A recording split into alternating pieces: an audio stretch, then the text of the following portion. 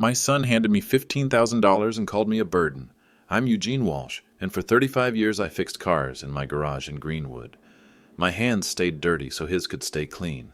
I put him through private school, paid for his MBA, watched him become everything I never was. But when he sold my house for $2.1 million and slid that check across his marble desk like I was some homeless stranger, something inside me went quiet. Real quiet. "Go find a dump to live in, Dad," he said, not even looking up from his phone. 15 grand should last you a few years. I didn't argue. I didn't yell. I just folded that check, put it in my pocket, and said, "Thank you, son." Then I signed the papers he pushed toward me. But before I left, I reminded him about one little detail. "You'll need to deal with the basement." His face went white instantly. If you're watching this, please subscribe and let me know where you are watching from. Let me tell you about the day my son learned that appearances can be very deceiving. The signs were there for years. I just chose to ignore them. Like that family dinner last Christmas when Brandon brought his new girlfriend, Ashley. She worked at some investment firm downtown, wore a dress that probably cost more than most people's car payments. Brandon spent the whole evening apologizing for me. "Dad's just a mechanic," he kept saying, like it was some kind of disease.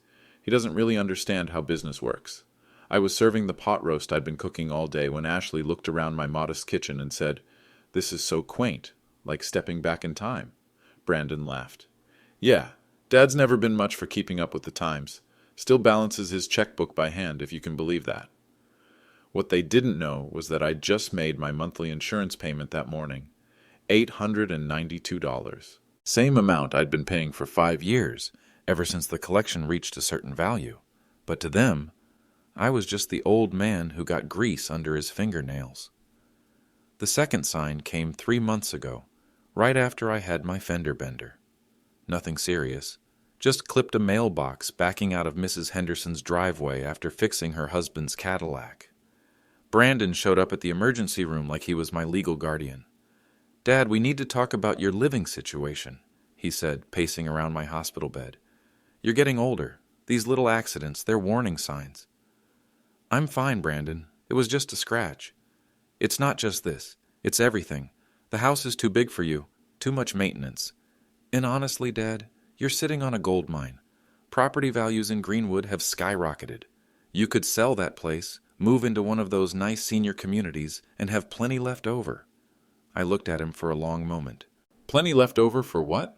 For whatever. For living expenses, for making sure you're taken care of." But I could see it in his eyes. He wasn't thinking about my comfort. He was thinking about his inheritance. He was thinking about that house as his future nest egg, and me as an obstacle in the way of cashing in. That's when I realized my son had been calculating my worth his entire adult life, and he'd come up with a number that disappointed him. See, Brandon had graduated from Northwestern with big dreams and bigger debt. He'd started his own real estate development company, but the market had been tough. I'd heard through the neighborhood grapevine that he'd over-leveraged on some downtown project, that he needed capital fast. But to him, I was just the blue-collar dad who lived in an old house and drove a 20-year-old pickup truck. He looked at my life and saw limitation, saw failure. He never asked about the basement workshop, never wondered why I paid property taxes on time every year despite supposedly living on a fixed income. Never questioned how a retired mechanic could afford to keep the heat on through Michigan winters without complaining about the bills. Brandon had made his assumption about who I was based on the dirt under my fingernails and the calluses on my palms. He'd decided that manual labor meant mental limitation, that working with my hands meant I couldn't understand money. And I let him think that. For years I let him think that. Maybe that was my mistake. Maybe I should have told him earlier about the clients who paid me in more than cash.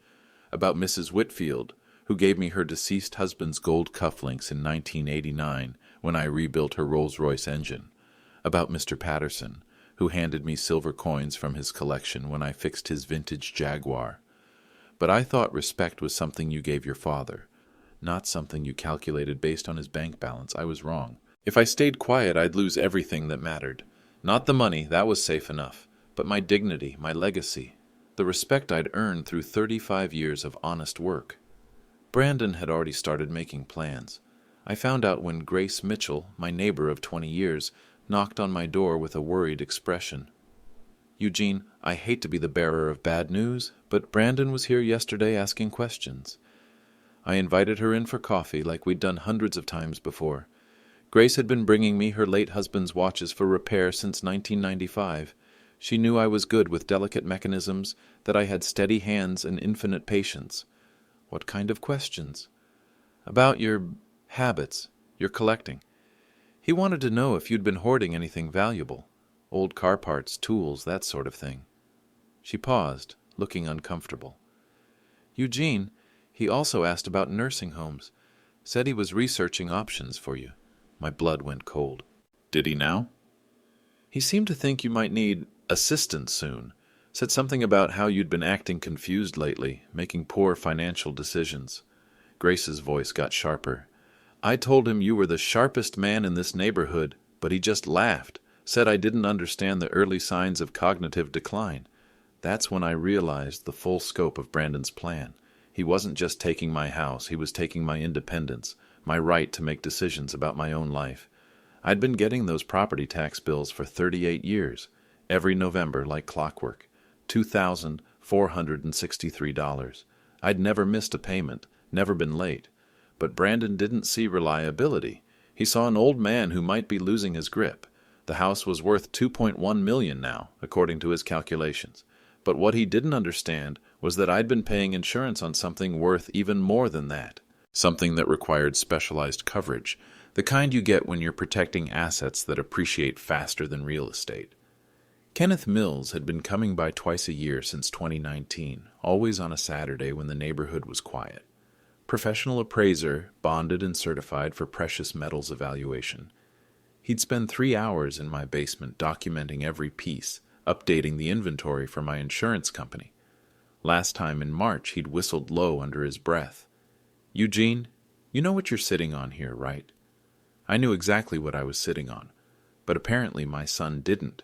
If I let Brandon steamroll me into some senior facility, what would happen to my collection? He'd probably call it junk, sell it as scrap metal, never knowing he was throwing away a fortune. All those pieces that represented decades of relationship building, trust earned one repair job at a time. Mrs. Eleanor Whitfield's 1985 Rolex Submariner, given to me when I restored her husband's 1962 Ferrari. Still in its original box, worth $18,000 today. Mr. James Patterson's silver dollar collection from the 1800s, payment for rebuilding his Jaguar's transmission in 1994. The Persian rug from Dr. Ahmad Hassan, worth more than most people's cars, given to me in gratitude for fixing his Mercedes when his daughter needed emergency surgery. Each piece had a story. Each piece represented a moment when someone trusted me with something precious, and I'd earned something precious in return. But more than the financial loss, I'd lose something harder to quantify. I'd lose the truth of who I was. Brandon's version of Eugene Walsh, the confused old mechanic who needed to be managed and protected, would become the only version that mattered. I thought about my late wife, Sarah. How proud she'd been when I'd started the collection, how she'd helped me organize the basement, install the proper storage systems. "You're building something important here, Gene," she'd said. "Not just wealth. Proof that honest work has value." Sarah understood that every gold coin, every piece of jewelry, every collectible item represented more than money. They represented relationships, trust, the kind of reputation you can't buy but can lose in an instant if you don't stand up for yourself.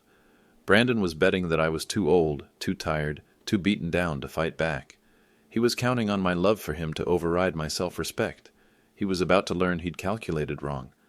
Because if I stayed quiet now, if I let him reduce me to a number on a balance sheet, then everything I'd worked for would become meaningless. Not just the money, but the man I'd been for 7 decades. Some things are worth more than keeping the peace. The confrontation came faster than I expected. Brandon showed up the next morning with a clipboard and a smile that didn't reach his eyes. He'd brought along some woman in a navy blazer who introduced herself as a transition specialist from Golden Years Senior Living. "Dad, this is Monica. She's here to help us understand your options." I was drinking my coffee at the kitchen table, same table where I'd eaten breakfast for 38 years. I wasn't aware I needed options. Well, that's exactly the kind of thinking we need to address. Brandon sat down across from me, spreading papers like he was conducting a business meeting. Monica specializes in helping families navigate these transitions. It's all about finding the right fit. Monica had a practiced sympathy voice. Mr. Walsh, your son is just concerned about your well-being. Living alone in such a large house can become overwhelming. Can it? Statistics show that seniors who downsize experience improved quality of life, better social connections, reduced stress about maintenance responsibilities. I held up my hand. Monica, how much is my son paying you for this visit? Her smile flickered. I'm sorry? Simple question. What's your hourly rate? Brandon jumped in. Dad, that's not relevant. This is about your future. My future? I looked at him over my coffee cup. And how exactly did you decide what my future should look like? We've been through this. The house is too much for you. The neighborhood's changing. Property taxes keep going up. I've never missed a property tax payment. That's not the point. What is the point, Brandon? He leaned forward, using his boardroom voice. The point is maximizing your assets while you're still able to make sound decisions. This house could sell for $2.1 million tomorrow. Subtract what you'd spend on a quality senior living arrangement, and you'd still have significant liquid capital for your remaining years. My remaining years. That's not what I meant. Sure it is. I stood up, walked to the kitchen window. My workshop was visible in the backyard, that old garage where I'd spent decades fixing other people's problems. Tell me something, son. When was the last time you were in my basement? Monica looked confused. Brandon shifted in his chair. What does that have to do with anything? Humor me. I don't know. High school? Why? Just curious. I turned back to face them. You've got my whole life figured out, my financial situation analyzed, my cognitive capacity assessed, but you've never bothered to look at what's actually in my house. Dad, I know what's in your house. Tools, old car parts, probably some collectibles worth a few $100s. Probably. Brandon's phone buzzed. He glanced at it, and I saw his jaw tighten. I need to take this call. Monica, can you show Dad the Golden Years brochure, specifically the memory care wing? He stepped onto the back porch, his voice carrying through the screen door. No, Jerry. I told you the financing would be available by month end. I understand the deadline, but I'm handling a family situation here. Monica opened her leather folder. Mr. Walsh, I want you to know that memory care isn't a stigma anymore. Many successful professionals require specialized support as they age. Monica, can I ask you something? Of course. Do you have children? I do. 2 daughters. And if one of them decided you needed to be put somewhere for your own good, how would that make you feel? Her professional mask slipped for a second. That's different. I mean, if there were legitimate concerns about safety or cognitive function, who determines what's legitimate? Brandon came back inside, phone still pressed to his ear. Jerry, I'll call you back. He hung up, looked at me with obvious frustration. Dad, I don't have time for games today. I need an answer about Golden Years. They have availability now, but it won't last. An answer. Yes or no? Are you willing to tour the facility this week? I walked over to my desk in the corner, pulled out my checkbook. The same ledger I'd been keeping by hand for decades, just like Brandon had mocked. I flipped to the most recent entries. Brandon, what's the monthly cost for Golden Years? Monica consulted her papers. For the level of care we're discussing, approximately $4,000. I ran my finger down my ledger. Interesting. I pay more than that in insurance premiums. Insurance for what? Various things. I closed the checkbook. Monica, I think we're done here. Mr. Walsh, I really think you should consider... Ma'am, my son hired you to convince me I can't take care of myself, but he never asked me if I needed convincing. I walked to the front door, opened it. I appreciate your time. After Monica left, Brandon and I stood in my living room, the tension thick between us. Dad, you're making a mistake. Am I? The market won't stay this hot forever. If you wait too long, you'll miss the opportunity. What opportunity is that exactly? To maximize your equity while you're still mentally competent to make the decision. There it was, the real concern. Not my safety or happiness, but my legal capacity to sign papers. Son, I've been mentally competent for 68 years. Think I can manage a little longer. Brandon's patience snapped. "This isn't about what you want anymore, Dad. It's about what makes sense." I looked at him for a long moment. My son, the boy I'd taught to ride a bike, helped with homework, cheered for at graduation. Brandon, when did I become your problem to solve? He didn't answer, but I could see it in his eyes. I'd been his problem for a long time. The next few days, Brandon started circling like a vulture. He'd drive by the house slowly, sometimes parking across the street to make phone calls. Grace mentioned seeing him talking to other neighbors, asking questions about my recent behavior, building a case, gathering witnesses for whatever legal move he was planning. But he made one crucial mistake. He underestimated what people in this neighborhood actually thought of me.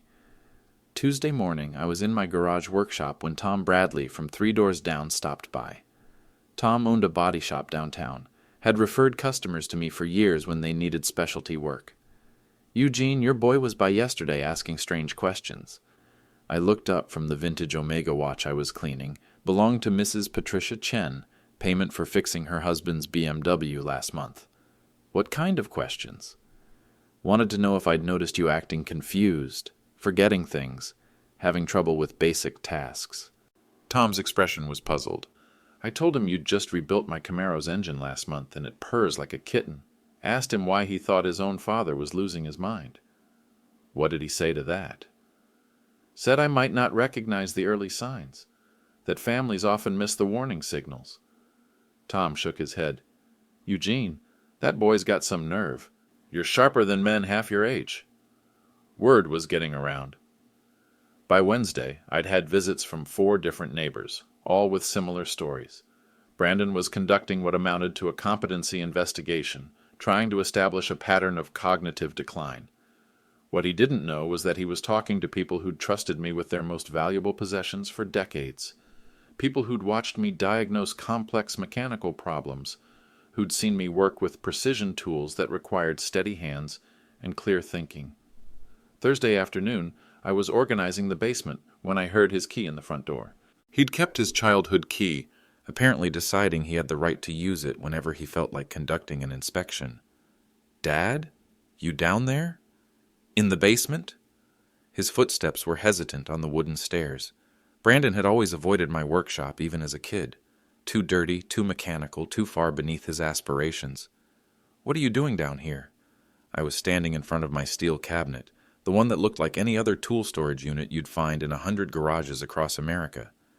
Inside that cabinet was a climate-controlled vault that would have impressed a museum curator, but Brandon saw only what he expected to see. Organizing my collection. Collection of what? Old wrenches?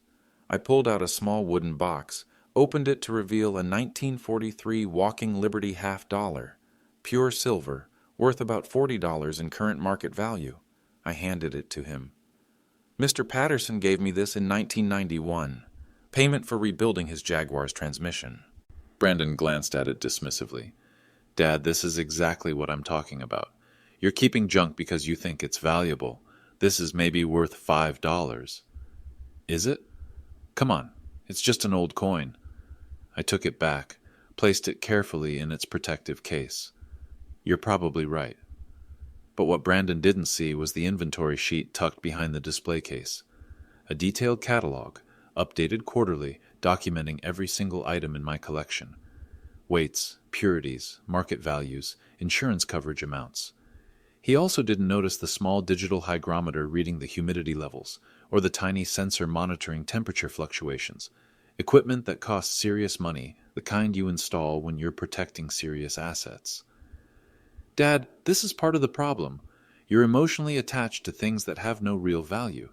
It's affecting your judgment." I nodded like I was considering his wisdom. "Maybe you're right, son." "I am right. And that's why we need to move quickly on the house sale. Get you somewhere with professional oversight before these attachment issues get worse." Professional oversight. People trained to help seniors make rational decisions about their possessions. I looked around my basement workshop, at the pegboard where I'd hung tools used to service million-dollar classic cars, at the workbench where I'd restored timepieces worth more than most people's annual salary, at the steel cabinet that held treasures my son couldn't recognize if they were displayed in a museum. "Brandon, Can I ask you something? Sure. When you sell this house, what happens to everything in the basement? He shrugged. Estate sale, probably. Whatever doesn't sell goes to charity. I nodded slowly. That's very generous of you. Section 6. Escalation. 2. Public humiliation. 1,200 thirds words. The breaking point came at the Greenwood Community Barbecue. Every year, the neighborhood association hosted a potluck in Riverside Park. I'd been attending for 32 years, always brought my famous potato salad, always enjoyed catching up with people whose cars I'd fixed, whose trust I'd earned. This year, Brandon decided to make an appearance. He arrived in his BMW, dressed like he was heading to a country club instead of a community picnic. Ashley was with him, wearing designer jeans that probably cost more than some people's weekly grocery budget. They found me at the picnic table where I was sitting with Grace Mitchell and the Hendersons. "Dad, there you are." Brandon's voice carried across the park, loud enough for nearby tables to hear. "We've been looking everywhere for you. I'm right where I said I'd be." "Yes, but we were worried when you didn't answer your phone." He turned to the others at my table. "Dad's been having some issues with technology lately. Sometimes he forgets to charge his phone or leaves it in places he can't remember." I pulled my phone from my pocket. "Battery's full, Brandon. I just had it on silent." Grace Mitchell gave Brandon a sharp look. "Your father's phone works just fine. He texted me yesterday about borrowing my ladder." "Oh, that's another concern." Brandon sat down uninvited, launching into what sounded like a prepared speech. "Dad's been doing projects around the house that really aren't safe for someone his age. Climbing ladders, heavy lifting, working with power tools in that cluttered basement of his." Mrs. Henderson frowned. "Eugene fixed our garbage disposal last week. Did beautiful work, too." "That's exactly what I mean." Brandon's voice got that condescending tone he used when explaining things to people he considered beneath him. "Dad doesn't recognize his limitations anymore. He thinks he can still do everything he did 20 years ago." More people were listening now. The Johnsons from across the street, the Martinez family, Tom Bradley from the body shop. People who'd known me for decades, who'd trusted me with everything from their cars to their grandfather clocks. Ashley chimed in with her investment firm wisdom. "It's really common with seniors. They develop what's called competence over confidence. They can't accurately assess their own declining abilities." I felt something cold settle in my chest. Not anger exactly, something quieter and more dangerous. "Declining abilities," I repeated. "Dad, don't take it personally. It happens to everyone. The important thing is having family who can help you make good decisions before you hurt yourself or someone else." Tom Bradley stood up from his table.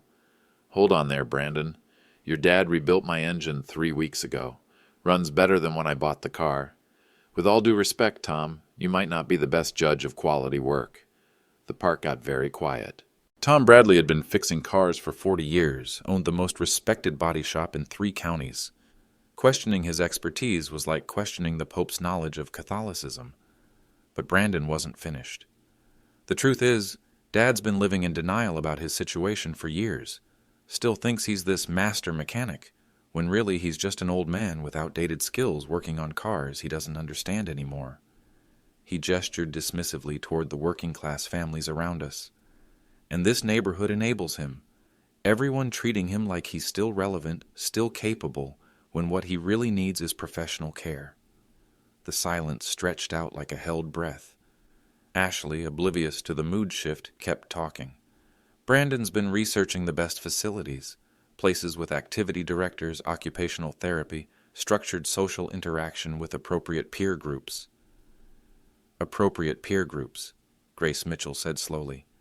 "Well, yes. People with similar educational backgrounds and life experiences. The current social isolation isn't healthy for someone in Eugene's condition." That's when something snapped.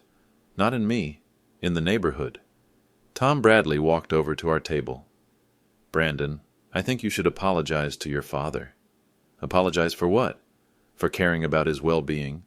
For being an embarrassment." This from Mrs. Martinez, whose husband's Ford I'd kept running for 15 years.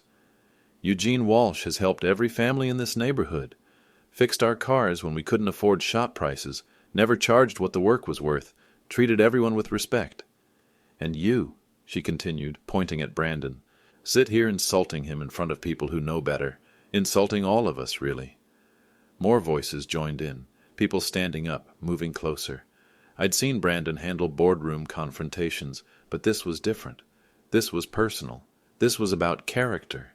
"Eugene!" called out Jim Patterson, not related to the man with the Jaguar, just coincidence of names. "Tell your boy about the time you fixed my wife's wedding ring." I'd forgotten about that.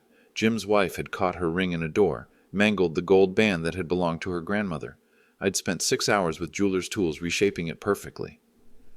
"Or the time you restored my dad's pocket watch," added Sarah Chen, the one he carried in World War II. "Or when you rebuilt my Harley after the accident," Tom Bradley said. "Did it for cost of parts because you knew I was out of work." Brandon looked around, realizing he'd miscalculated badly. These weren't just neighbors. These were people whose lives I'd touched, whose problems I'd solved, whose trust I'd earned through decades of quiet competence. "Dad," he said, his voice smaller now, "I'm just trying to help." Help. I stood up slowly, looked around at faces that had become familiar over 3 decades. "Brandon, you want to help me?" "Yes. Then stop telling people I'm broken." His face flushed red. "You're being unreasonable. Everyone here can see that you're not thinking clearly." "Can they?" "Yes. This whole display, this defensiveness, it's exactly what the specialist warned me about.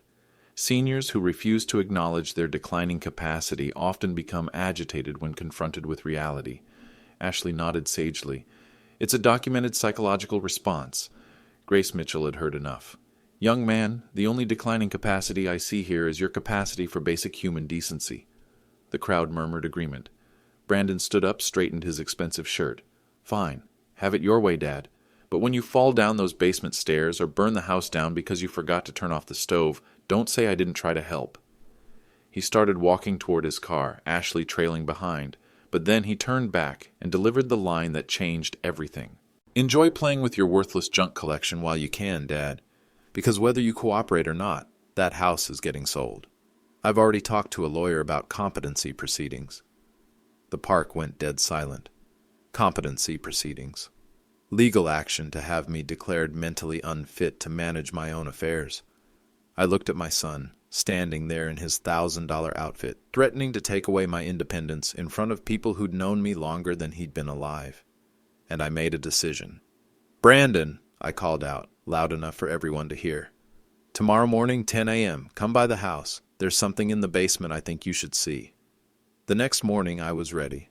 I'd called Victoria Brooks at 8 a.m. Victoria had been my attorney for 15 years, handled my estate planning, knew about the collection, knew about the insurance policies, knew exactly what Brandon was walking into. "Eugene, are you sure about this approach?" "I'm sure. It's going to be quite a shock for him." "Good." I'd also called Kenneth Mills, my certified appraiser.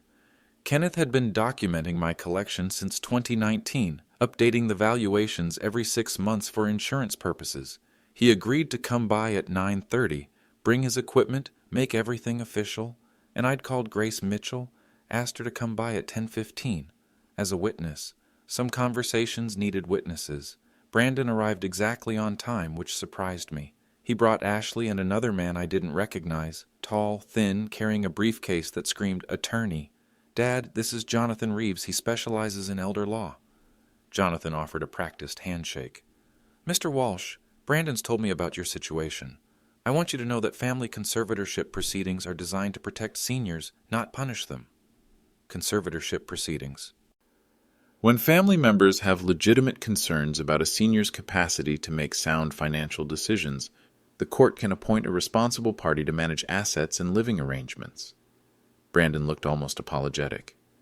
"Dad, I didn't want it to come to this, but after yesterday, after seeing how defensive and irrational you got, I got irrational. The whole neighborhood thing was embarrassing for everyone. These people don't understand your real situation." Ashley nodded sympathetically. "We're just trying to protect you from making decisions you might regret later." I looked at the 3 of them standing in my living room. Expensive clothes, expensive educations, expensive assumptions about the old man who fixed cars for a living. "Well," I said, Since we're talking about protecting assets, maybe I should show you what exactly you'd be protecting. I led them toward the basement stairs. Brandon hesitated. Dad, I don't need to see your tool collection. Trust me, you do. The basement looked exactly like what it was, a workshop where serious mechanical work had been done for decades. Pegboard walls covered with tools, workbenches scarred from years of use, the smell of oil and metal polish in the air. But I walked them past all of that, to the back corner where my steel cabinet stood. Brandon, you asked about my collection yesterday. Dad, please, let's not do this again. I opened the cabinet door. The first thing they saw was the climate control system. Digital displays showing temperature and humidity, the kind of equipment museums use to protect valuable artifacts. The second thing they saw was the inventory sheets, typed, organized, cross-referenced, updated quarterly. The third thing they saw was the vault itself. It wasn't large, about the size of a walk-in closet, but every surface was lined with custom-fitted displays, each item in its own protective case, each case labeled with dates and provenance information. Kenneth Mills was already there, setting up his equipment. Morning, Eugene. Ready for the update? Brandon stared at Kenneth's professional gear. Precision scales, magnification equipment, testing devices that cost more than most people's monthly salary. Dad, what is all this? I walked to the first display case. This is what you called my junk collection. I opened the case, removed a small wooden box. Inside, nestled in custom foam, was Mrs. Whitfield's 1985 Rolex Submariner. Mrs. Eleanor Whitfield gave me this in 1989. Payment for rebuilding her husband's 1962 Ferrari engine. She said it was worth more than money to her family, but worth less than what I'd done for them. Kenneth looked up from his equipment. Current market value on that Submariner is $18,200. Brandon's mouth opened slightly. I moved to the next case. This Persian rug belonged to Dr. Hassan. Payment for fixing his Mercedes when his daughter needed emergency surgery and he couldn't get to the hospital. Hand-woven, circa 1920. Kenneth consulted his tablet. Appraised value, $22,500. I kept moving through the collection. Each piece had a story. Each story had a value that went far beyond money. But the money was real, too. Mr. Patterson's silver dollar collection, 1800s, payment for rebuilding his Jaguar transmission in 1994. Mrs. Chen's diamond necklace, payment for fixing her BMW after her husband's stroke. Mr. Thompson's gold cufflinks, payment for restoring his vintage Porsche. Kenneth was running calculations on his tablet, updating his inventory. Eugene, we're looking at significant appreciation since my last appraisal. How significant? Brandon's voice had gotten very small. Kenneth looked at his screen. Current total value, $2,347,600. The basement went completely silent. Ashley sat down hard on my tool bench. $2.3 million? That's conservative, Kenneth said. Some of these pieces are appreciating faster than the general precious metals market, the collectible coins especially. Jonathan Reeves, the elder law attorney, was staring at the vault like he'd discovered King Tut's tomb. Mr. Walsh, are you saying you accumulated this collection as payment for automotive repairs? Over 35 years, yes. And it's all documented? Insured? I handed him a folder. Insurance policy with Meridian specialty coverage. $2.3 million in coverage updated annually. Premium, $892 per month. Brandon was still trying to process what he was seeing. Dad, I don't understand. You live your house, your truck. Like what, Brandon? Like you don't have money. I don't have money. I have something better. I have relationships, trust. 35 years of people knowing that Eugene Walsh does what he says he'll do, fixes what's broken, treats valuable things with respect. Victoria Brooks appeared at the top of the stairs. Eugene, sorry I'm late. Traffic was terrible. She came down, saw the group assembled around the vault, smiled. Ah, the revelation. Brandon looked at her. You knew about this? I've been Eugene's attorney for 15 years. I helped him set up the insurance, the climate control, the documentation system. This isn't a hobby, young man. It's a sophisticated investment portfolio. Ashley found her voice. But you're a mechanic. I was a mechanic who understood that wealthy people sometimes value skilled work more than money. Mrs. Whitfield offered me cash for the Ferrari rebuild, $3,000. But when she offered me her husband's Rolex instead, I understood what she was really giving me. Kenneth looked up from his equipment. The Rolex has appreciated 400% since 1989. The cash would have been spent decades ago. I walked to another display case. People trusted me with their most valuable possessions, their cars. And sometimes when money wasn't enough to express their gratitude, they trusted me with other valuable things too. But why didn't you tell me? Brandon's voice was barely a whisper. Tell you what? That I was successful? That I was good at what I did? That people respected my work enough to pay me in family heirlooms? I thought... You thought I was a failure. You thought manual labor meant mental poverty. You thought working with my hands meant I couldn't understand value. Grace Mitchell's voice came from the stairs. Eugene, is this a bad time?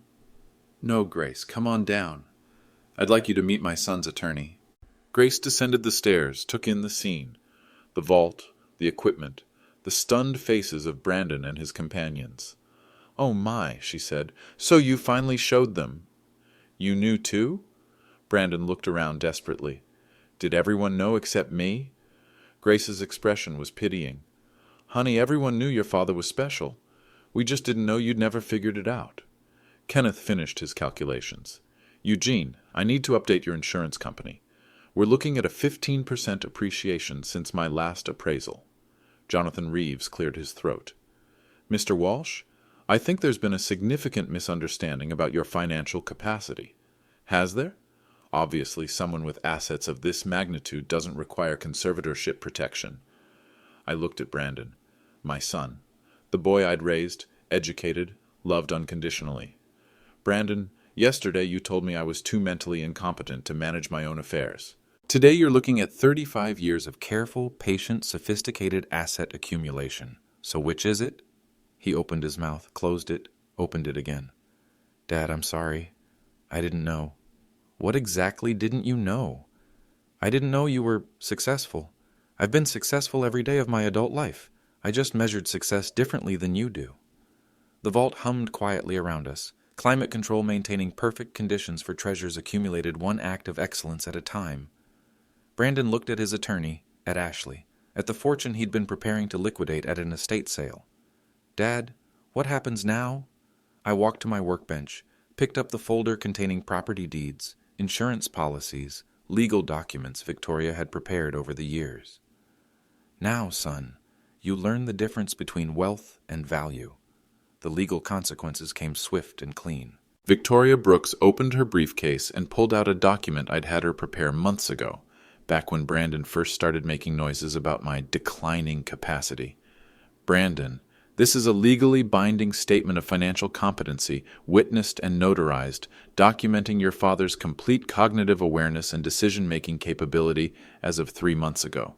Jonathan Reeves examined the document. His face went pale. This is quite comprehensive. It includes cognitive assessment results, financial management documentation, and testimony from multiple professional sources about Eugene's mental acuity. Victoria's voice was crisp, professional.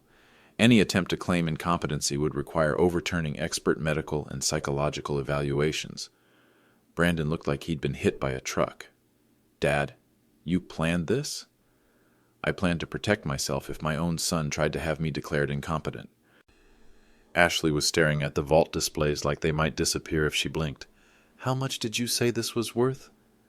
$2.3 million. Kenneth was updating his insurance documentation. Actually 2.4 after today's market adjustments. I walked to my desk, pulled out another folder. Brandon, here's something else you might find interesting. Inside were property records, deeds, transfer documents. The house you were planning to sell? I've owned it free and clear since 1992. No mortgage, no liens, no debt of any kind. Property taxes current through 2025.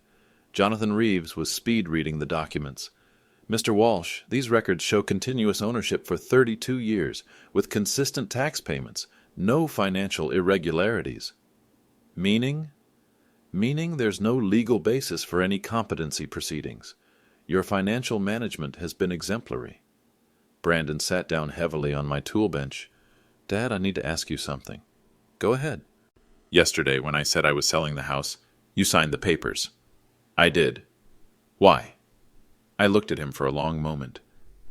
Because I wanted to see how far you'd go, how little you thought of me, whether you'd actually steal your father's home for money you didn't think he had. I wasn't stealing. I thought I was helping. By taking my house and giving me $15,000? By calling me a burden in front of my neighbors? By threatening legal action to control my life? Grace Mitchell spoke up from the corner where she'd been watching. Brandon, your father called me last week, told me what you were planning, asked me to witness what happened. You knew he was going to sign? I knew he was going to test you. Grace's voice was sad. And honey, you failed that test pretty badly. Victoria was organizing papers. Brandon, legally speaking, you have no claim on this property or any of your father's assets. The documents you had him sign yesterday are void. You can't sell property you don't own. But he signed them willingly, under false pretenses. You misrepresented your authority and his financial situation. That's fraud. Jonathan Reeves was backing toward the stairs. I think I should leave.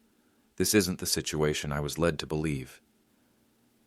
Jonathan, my voice stopped him. You came here prepared to take away an old man's independence. Maybe you should stick around and see what that old man actually built. Ashley found her voice. Eugene, I owe you an apology. We all do. Do you? We made assumptions about your lifestyle, your financial situation, your capability. You made assumptions about my worth, based on my clothes, my truck, my profession. Kenneth was packing up his equipment. Eugene, I'll have the updated appraisal report to your insurance company by end of business today. Anything else you need? Just one thing. I walked to the vault, removed a small display case. Inside was a simple gold coin, nothing fancy, worth maybe $800. I handed it to Brandon. This was the first piece, 1989, Mrs. Whitfield's payment for fixing her husband's Ferrari. Brandon held it carefully, like it might break. Dad, why are you showing me this? Because this coin represents something you never understood. A woman trusted me with her dead husband's car, something irreplaceable to her. And when I fixed it perfectly, she trusted me with something else irreplaceable. The Rolex. The relationship, the trust, the respect. I took the coin back. That's what I built down here, Brandon. Not just wealth. Proof that I was worth trusting. Brandon's voice was very small, and I proved I wasn't worth trusting. I didn't answer that. Didn't need to. Victoria closed her briefcase. Eugene, the legal issues are resolved. Brandon has no authority to sell your property or make decisions about your care. The competency documents protect you from any future attempts. Thank you, Victoria. But Eugene, you might want to think about having a longer conversation with your son about what trust means and what it costs when you break it.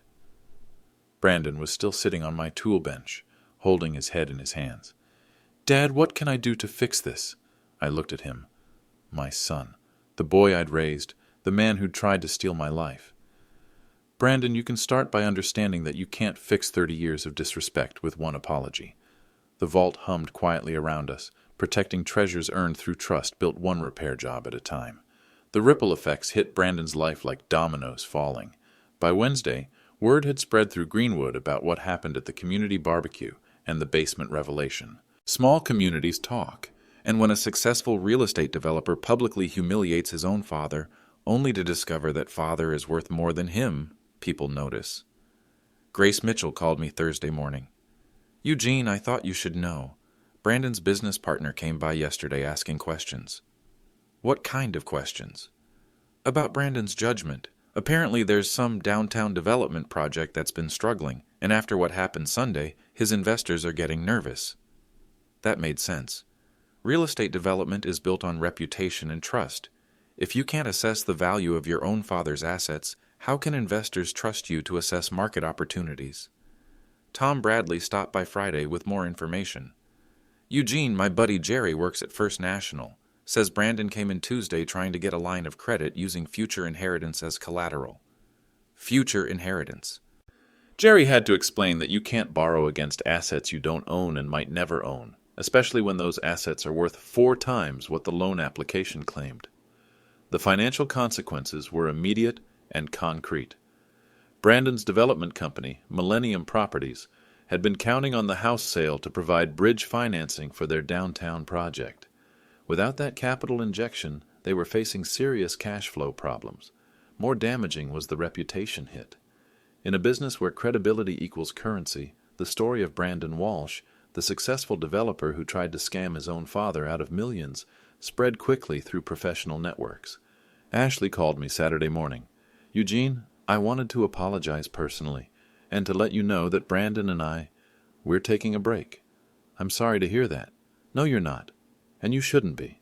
I've been thinking about what I said Sunday, about appropriate peer groups and competence over confidence. I was horrible." She paused, and I could hear traffic in the background. "Eugene, can I ask you something? When you were building that collection, investing in all those pieces, did you have an MBA, a financial advisor, a portfolio manager?" "No." "You did it all yourself, made those decisions, built those relationships, accumulated millions of dollars in assets through pure judgment and expertise." "I suppose. And I stood in your basement and acted like you needed professional help to manage your life." Her voice was shaky. "I work in investment management, Eugene. I help wealthy clients protect their assets. And I completely failed to recognize expertise when I was looking right at it." Sunday, Brandon finally came by alone. He looked terrible. Hadn't been sleeping, probably hadn't been eating. The confident businessman from a week ago had been replaced by someone who understood he'd made a catastrophic mistake. "Dad, can we talk?" I let him in, made coffee, same as I'd done hundreds of times over the years. But everything felt different now. My business is in trouble. I heard. The downtown project is probably dead. Investors are pulling out. My partner's talking about dissolving the company. I sipped my coffee, waited. "It's not just the money, Dad. It's my reputation. People are saying I can't be trusted to assess value, make sound judgments. They're saying if I'd try to cheat my own father, what would I do to them?" "Are they wrong?" Brandon was quiet for a long time. "No, they're not wrong." "What are you going to do about it?" "I don't know. Start over, I guess, assuming anyone will work with me again." He looked up at me. "Dad, I need to ask you something, and I need you to be honest." "Go ahead." "Can you ever forgive me?" I set down my coffee cup, thought about the question. "Brandon, forgiveness isn't the issue." "What is the issue?" "Trust. You didn't just try to take my house and my independence. You tried to convince other people I was incompetent. You tried to destroy my reputation, to justify stealing from me. I thought I was helping." "No, you didn't. You thought I was worthless, and you were angry that worthless people don't deserve nice houses." Brandon flinched like I'd hit him. "The question isn't whether I can forgive you. The question is whether you can rebuild yourself into someone worth trusting. How do I do that? The same way I built that collection. One relationship at a time.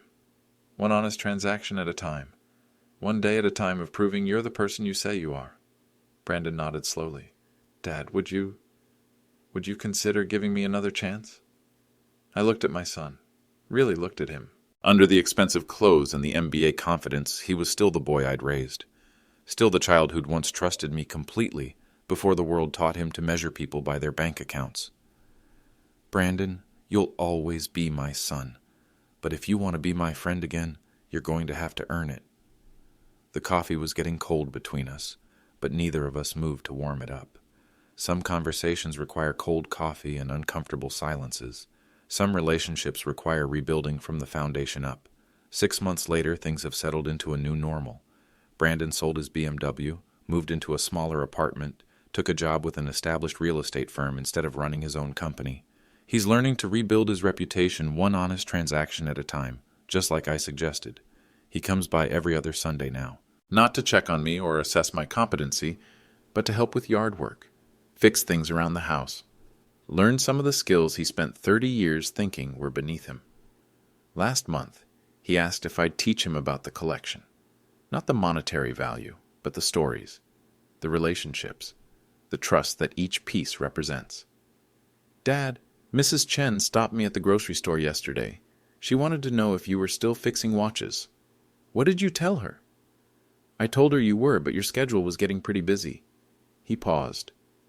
"She said her grandson has a pocket watch that belonged to his great-grandfather, brought it back from Vietnam. Did she ask you to bring it by? She asked if I thought you'd consider it worth your time." I almost smiled at that. "What did you tell her?" I told her that my father had taught me something important recently, that every broken thing is worth fixing if someone cares enough about it. The basement vault is still there, still climate controlled, still growing slowly as neighbors and friends bring me projects that mean more to them than money. But I've made some changes. I had Victoria update my will. The collection will eventually go to the Greenwood Historical Society, with the provision that it remain on display as the Eugene Walsh Collection of Community Trust. A reminder that value comes in many forms. I also had her draft a new document about Brandon, not cutting him out but establishing clear boundaries. He'll inherit the house, but only after proving he understands what he almost threw away. As for Brandon himself, he's learning. Slowly. Some lessons take years to stick. Last Sunday, while we were organizing tools in the garage, he said something that surprised me. "Dad, I'm sorry it took me so long to understand what you built here." "What did I build, Brandon?" "Respect. Real respect. The kind you can't buy or inherit. The kind you have to earn." I nodded, handed him a wrench. "Good. Now let's see if you can learn to earn some of your own." The work continues. The trust rebuilds. One honest day at a time. If this story means something to you, let me know in the comments where you're watching from. And remember, everyone deserves respect, regardless of what their hands look like at the end of the day.